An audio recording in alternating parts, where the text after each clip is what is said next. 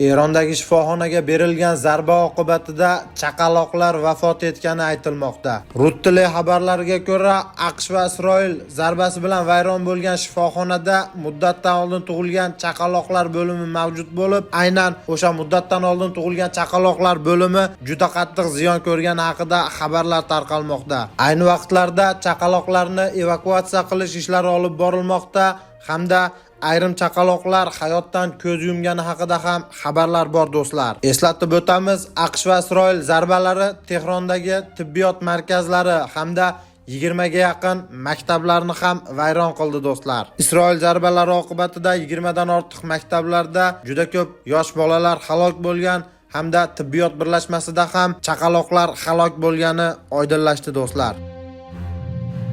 4-mart kungi xitoylik professor Jang Kuenning ma'lumotlari tom ma'noda butun ommaviy axborot vositalarida juda keng muhokama qilinmoqda. Jang shunday deb o'tganki do'stlar, Qo'shma Shtatlar Eronning bir dona Shahid 136 dronini yo'q qilish uchun taxminan $3 million pul sarflamoqda deb xabar bermoqda.